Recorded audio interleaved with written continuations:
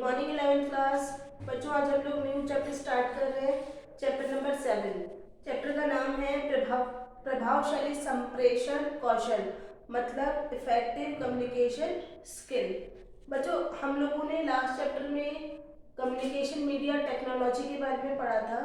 उसके बाद आज के चैप्टर में हम लोग इसके बारे में पढ़ेंगे कौन कौन से स्किल्स हैं, कौन कौन से कौशल हैं जिनकी सहायता से हम लोग अपना कम्युनिकेशन या संप्रेषण को कर सकते हैं। बच्चों, प्रभावशाली ढंग से संप्रेषण करने के लिए प्रत्येक व्यक्ति के पास संप्रेषण के साधन का होना जरूरी होता है। मतलब जो आप कम्युनिकेशन जिससे करना चाहते हो उसके पास कोई ना कोई ऐसा साधन होना चाहिए जिसके थ्रू वो आपस में एक दूसरे से संप्रेषण या कम्युनिकेशन कर सके, चाहे वह संप्रेषण व्यक्तिगत स्तर पर हो अथवा कार्यस्थल पर। बच्चों, अगर आपको पर्सनली किसी से बात करनी है तो भी आपको अपना पर्सनल कम्युनिकेशन के लिए कोई ना कोई मोटिव चाहिए, ठीक है। या फिर आप अगर कहीं वर्किंग स्थल पर, मतलब वर्किंग एरिया जो आपका है जहाँ पर, या कार्यस्थल है, वहाँ पर भी कम्युनिकेशन के लिए आपके पास कोई ना कोई साधन होना चाहिए। विशेषज्ञों के अनुसार अच्छा संप्रेषक होना व्यक्तिगत और व्यावसायिक जीवन की सफलता की दिशा में आधी लड़ाई पर विजय प्राप्त करता है। बच्चों, इसका मीन्स ये हुआ कि यदि अगर आप बहुत अच्छे संप्रेषक हैं, मतलब कि आप अच्छे कम्युनिकेटर हैं, आप अच्छे से किसी भी चीज़ को कम्युनिकेट कर सकते हैं, तो इसका मतलब है कि आपने आधी विजय मतलब आधी लड़ाई प्राप्त जीत ली है। आप अपने काम में काफ़ी आगे तक सफल हो चुके हैं। यदि कोई व्यक्ति अच्छा श्रोता और वक्ता है, मतलब कि बहुत अच्छा सुनने वाला भी है और बोलने वाला भी है, लिसनर भी है, तो जब गलतफहमी की कोई भी वजह नहीं रहती। बच्चों, अगर कोई व्यक्ति अपनी बात को सही ढंग से समझा पा रहा है और किसी की बात को समझ पा रहा है, सुन रहा है, तो तब उनके बीच में कोई भी गलतफहमी नहीं आती है। और गलतफहमी होना ही किसी भी बात का गलत होने में सबसे बड़ा कारण होता है, ठीक है। यदि हम किसी बात को ढंग से नहीं सुन पाते या अपनी बात को ढंग से नहीं बता पाते तो कई बार हमारी कम्युनिकेशन के कारण कई ऐसी मिस्टेक्स हो जाती हैं जो कि आगे बहुत बड़ी लड़ाई का कारण बन सकते हैं। संप्रेषण प्रक्रिया में हम विभिन्न कौशलों का इस्तेमाल करके सूचना प्राप्त करते हैं। बच्चों, कम्युनिकेशन का जो प्रोसेस चलता है, संप्रेषण का जो प्रक्रिया चलता है, उसमें हम लोग कई तरह के स्किल्स का यूज करते हैं और अपनी सूचना को, अपने इंफॉर्मेशन को प्राप्त कर लेते हैं।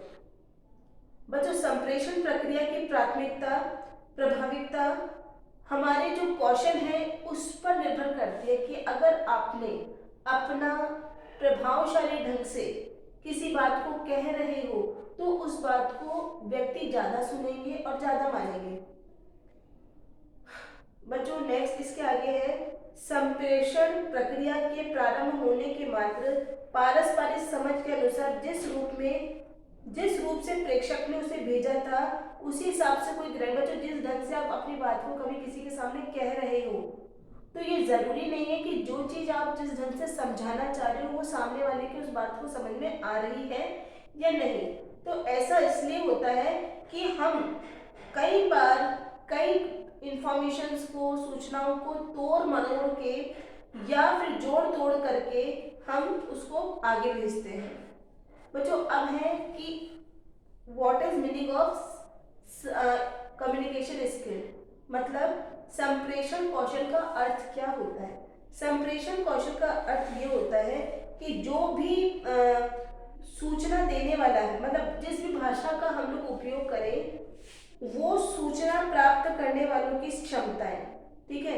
एक तो जो भेज रहा है वो किस तरह का माध्यम का उपयोग कर रहा है, और जो दूसरा सुन रहा है, जिसके पास इंफॉर्मेशन भेजी जा रही है, उसके पास कितनी एबिलिटी है, कितनी क्षमताएं हैं कि वो उसको ग्रहण कर सके।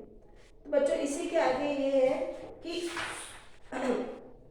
संप्रेषण कौशल विविध व्यवहारों की वह श्रृंखला है जिसमें अन्य व्यक्ति को सूचना भेजी जाती है, ठीक है। मतलब बच्चों, नेचुरल है कि जब किसी व्यक्ति को सूचना भेज रहे हैं तो भेजने वाला भी है और वो व्यक्ति भी जिसको हम सूचना भेज रहे हैं। इस प्रक्रिया के लिए सोचने, बोलने, सुनने, पढ़ने, लिखने और विचार कल्पना तथा शारीरिक मुद्रा से संबंधित से भी अधिक कई प्रकार के कौशल या स्किल्स की जरूरत पड़ती है। आप बच्चों का भी देखना, अगर हम लोग कोई टीवी में ऐड देखते हैं या कभी हम किसी मूवी के अंदर कोई चीज का या किसी भी चीज का मैसेज देखते हैं, जैसे अभी हमारे हाल ही फिलहाल अभी चुनाव के इलेक्शन में हमने देखा कि कौन किस तरह से अपनी बात को हमारे सामने रखता है, ठीक है। तो उसकी बॉडी लैंग्वेज क्या है, उसका बोलने का ढंग क्या है, उसका विचार कल्पना क्या है, ठीक है, ये सब चीजें हम देखते हैं। तो हम हम विभिन्न परिस्थितियों में विभिन्न तरीके से सूचना को अभिव्यक्त करते हैं और उसको प्राप्त भी करते हैं।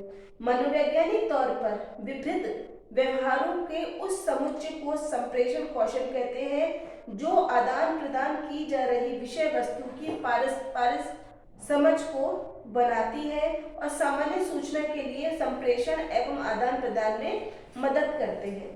बच्चों, संप्रेषण का मतलब होता है कम्युनिकेशन। कम्युनिकेशन वह योग्यता है जो व्यक्तियों के द्वारा एक दूसरे को आदान प्रदान की जाती है।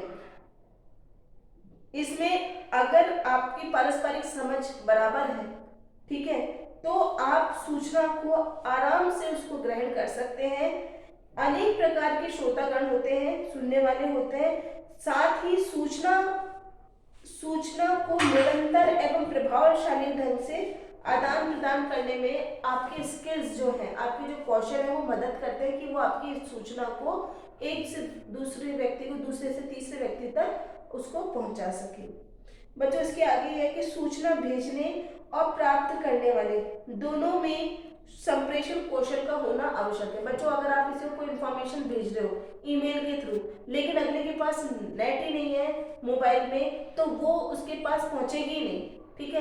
तो इसका मीन्स ये हुआ कि आप जो भी सूचना भेज रहा है और जो भी प्राप्त कर रहा है, उनके पास इसके स्किल्स जरूर होने चाहिए ताकि वो इंफॉर्मेशन को प्राप्त कर सके, ठीक है। बच्चों, आज की क्लास में हम लोग इतना ही करेंगे। नेक्स्ट क्लास में हम लोग इसके बारे में पढ़ेंगे। Thank you.